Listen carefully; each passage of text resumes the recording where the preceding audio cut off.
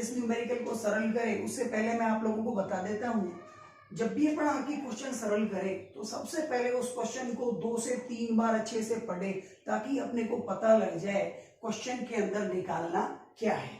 ठीक है बेटा, आप लोग क्वेश्चन को अच्छे से पढ़ लेना।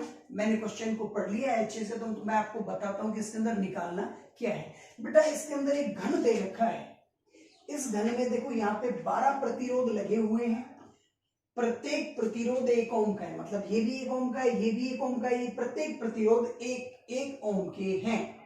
और ये जो घन है इसके कोनों पर 1, 2 और 3, ये जो तीनों कोने हैं, या 1, 2 और ये 3, ये जो तीनों कोने हैं इसमें मतलब तीनों कोनों पर, प्रत्येक कोने पर, मतलब इसमें भी और इसमें भी, प्रत्येक कोने पर बहने वाली विद्युत धारा का मान भी ज्ञात करना है। फिर भी मैं एक बार क्वेश्चन को पढ़ देता हूं। 10 वोल्ट मतलब 10 वोल्ट है इस बैटरी का विद्युत वाहक बल, तथा नगण्य आंतरिक प्रतिरोध, और इसका आंतरिक प्रतिरोध मतलब इसका प्रतिरोध नगण्य है, कि बैटरी एक घनीय जाल के विकिरण सम्मुख क्या है यहाँ पे, AH सम्मुख दोनों से जुड़ी है। परिपथ जाल में 1 ओम, परिपथ जाल में 1 ओम प्रतिरोध के 12 प्रतिरोधक लग रहे हैं बेटा। परिपथ जाल का तुल्य प्रतिरोध या समतुल्य, ये जो 12 प्रतिरोध लग रहे हैं इनका एक तो तुल्य प्रतिरोध ज्ञात करना है, तथा दूसरा क्या ज्ञात करना है, घन के प्रत्येक किनारे के अनुदिश विद्युत धारा का मान ज्ञात करना है। ठीक है, अब किरचॉफ के द्वितीय नियम पर जैसे ही अपन नाम की क्वेश्चन सरल करेंगे तो सबसे पहले बंद लूप बनाते हैं। क्या बनाते हैं बेटा, बंद लूप। अब आप लोगों को इसमें कंफ्यूज नहीं होना, कहीं ऐसा दिमाग लगाओ सर ये भी बन रहा है, ये भी बन रहा है, ये भी बन रहा है, ये भी बन रहा है, ये भी बन रहा है, नहीं, जो बैटरी के साथ जुड़ा हुआ हो ऐसा बंद लूप बनाना है। अब आप लोग ये भी सोचोगे सर ये बन रहा है यूं, नहीं, ऐसे भी नहीं सोचना है। देखो अपना ये बन रहा है बंद लूप, A से B, B से C, C से H और H से घूम फिर करके यहीं आ जाओ। ठीक है, और घूम फिर करके A पर आ जाओ। तो अपना बंद लूप बना, A से गए B, B से C, C से H और H से A, मतलब A B C H और घूम फिर करके A, ये बंद लूप बना। ये आप लोगों को ध्यान रखना है। ठीक है बेटा, अब इस बंद लूप में अपने को कैसे चलना है, अपने को चलना है A से B पर, B से C पर, C से H पर और H से A पर। और मैंने आप लोगों को बता रखा है अपन जैसे चले धारा भी यदि वैसे ही चले तो धारा और प्रतिरोध का गुणनफल धनात्मक लेंगे और दिशा विपरीत हो जाए तो ऋणात्मक। ठीक है, तो देखते हैं अपन A से B पर जा रहे हैं और फिर C पर जा रहे हैं, फिर H पर जा रहे हैं, फिर A पर आ रहे हैं, तो धारा कैसे जाएगी या कैसे नहीं जाएगी, एक बार धारा को भी अपन देख लेते हैं। अपन मान लेते हैं ये जो 10 वोल्ट की बैटरी है इससे मान लो 3I एम्पियर की विद्युत धारा बह रही है, तो यहां से 3I धारा निकली, तो ये यहां तक 3I पहुंची। उसके बाद देखो यहां मान लो I गई, यहां मान लो I गई और यहां मान लो I धारा गई। 3I धारा कितने भागों में बट गई, 3 भागों में, I और I, ये अपन ने माना है। ठीक है, अब गौर करेंगे अपन, यहां से ये I धारा जा रही है, यहां पहुंच गई I धारा। अब देखो यहां पहुंचने के बाद एक तो ऊपर और एक यहाँ, देखो यहाँ I पहुंची, इसके बाद 2 मार्ग हो गए इसके, एक तो ये हो गए, एक ये हो गए, तो I दोनों मार्गों में आधी आधी हो जाएगी। तो यहाँ गई कितनी, I/2, तो यहाँ भी कितनी चली जाएगी, I/2। यहाँ जाओ भाई, यहाँ वाला क्लियर हो गया, यहाँ भी तो I धारा जा रही थी, ये I यहाँ तक पहुंची, यहाँ के बाद कितने मार्ग है इसके, फिर 2 मार्ग है। अब दोनों मार्गों में कितनी कितनी बटेगी, वही इस मार्ग में भी ये धारा कितनी हो जाएगी, I/2, इस मार्ग में भी कितनी हो जाएगी, I/2, मतलब I धारा I/2 2 भागों में बढ़ जाएगी। यहाँ I धारा ये चली I, यहाँ तक I पहुंची, इसके बाद देखो एक ये और एक ये, इसके भी 2 मार्ग है, तो I धारा फिर I/2 और I/2 में बट जाएगी। ठीक है बेटा, अब देखो यहां से ये I/2 धारा जा रही है यहाँ, और यहां से देखो ये मतलब इस बिंदु के ऊपर देखो ये जो संधि बिंदु है, यहां से I/2 धारा आ रही है, यहां से भी I/2 धारा आ रही है, तो I/2 प्लस I/2 कितनी हो गई, आधी और आधी 1 हो गई, तो यहाँ पुनः I धारा हो गई। ठीक है, ऊपर देखो ये I/2 धारा गई, यहां से भी I/2 धारा गई, तो यहाँ कितनी होगी I, वो इधर निकल गई। ठीक है बेटा, और ये वाला देखते हैं। देखो यहाँ से धारा कितनी जा रही है I/2 और यहाँ से धारा कितनी जा रही है I/2, तो यहाँ कितनी हो जाएगी I, वो इधर निकल जाएगी I धारा क्लियर हो गई। अब ये जो प्रत्येक प्रतिरोध है ये एक एक ओम के हैं, ठीक है, इन्हें फिलहाल R ही मान लेते हैं, मतलब प्रत्येक प्रतिरोध R है, बाद में R का मान 1 रख देंगे। तो अब अपन बंद लूप में किरचॉफ के द्वितीय नियम को अप्लाई करते हैं। अपन A से B पर जा रहे हैं, तो अपन A से B पर जा रहे हैं, तो अपन ऐसे जा रहे हैं, धारा भी तो ऐसे ही जा रही है, ठीक है। तो धारा और प्रतिरोध, मैंने अभी कहा प्रत्येक प्रतिरोध को अपन R मान लेते हैं, सब में लिखेंगे तो चित्र थोड़ा गचपच हो जाएगा, इसलिए एक पर ही लिख देता हूँ, R मान लेते हैं। तो यहाँ धारा कितनी है I, प्रतिरोध कितना है R। देखो अपन ऐसे जा रहे हैं, धारा भी ऐसे जा रही है, तो इन दोनों का मतलब प्रतिरोध और धारा का जो गुणनफल होगा वो कैसा होगा, धनात्मक। तो ये देखो IR। आगे उसके बाद अपन B से C पर इधर गए, तो धारा भी तो इधर जा रही है, ठीक है।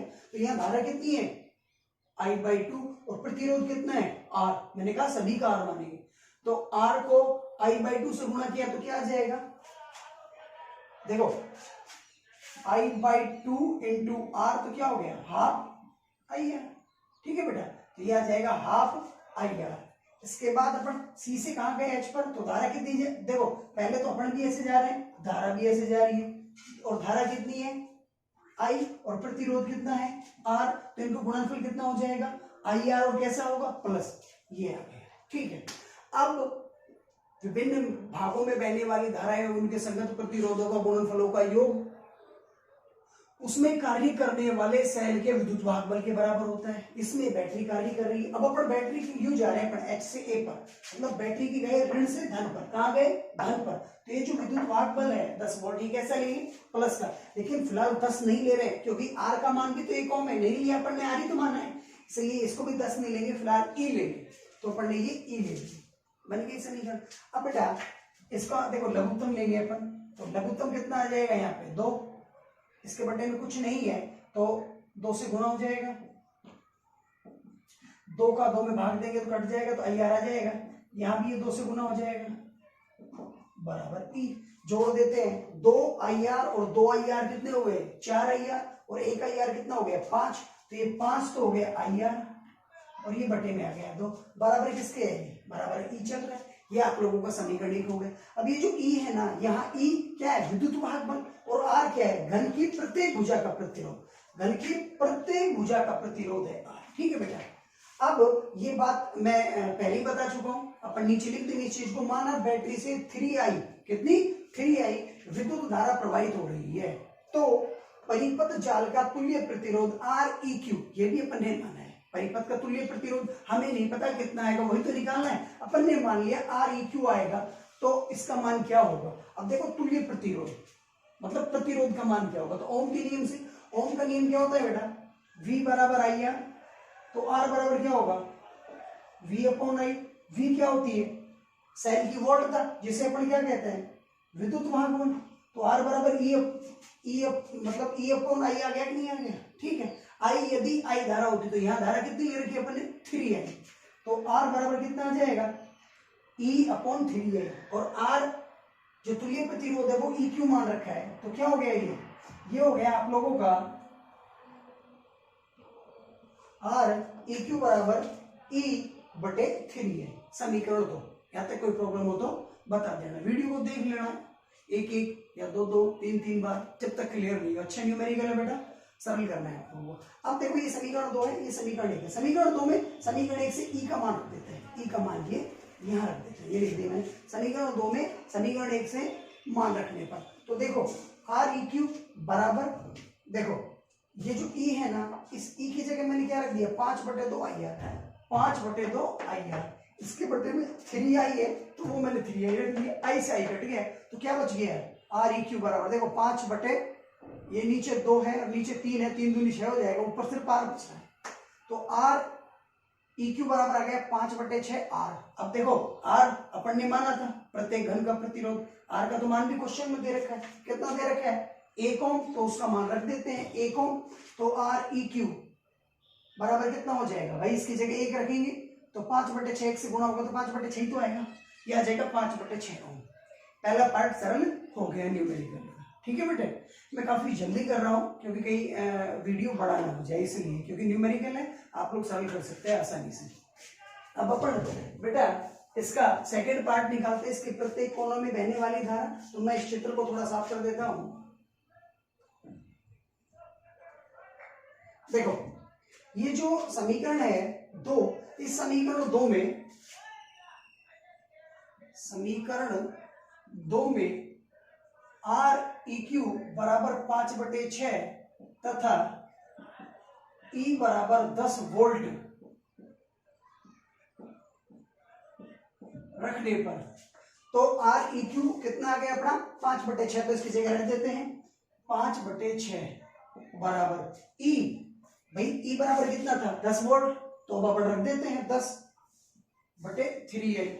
भाई प्रत्येक कोने पे अपन ने बैटरी से 3i धारा निकली थी, लेकिन प्रत्येक कोने पे, तीनों कोने पर आई कर दी थी, तो अपने को आई का मान निकालना है, तो अपने को आई चाहिए, क्रॉस मल्टीप्लाई कर दो, तो 5 गुणा 3i बराबर 10 गुणा 6, तो ये कितना हो जाएगा 15i बराबर 60, तो आई बराबर कितना हो जाएगा, काट दो, 15 एकम 15, 15 दूनी 3, 15 43, 15 चौका 60, 4 एम्पियर।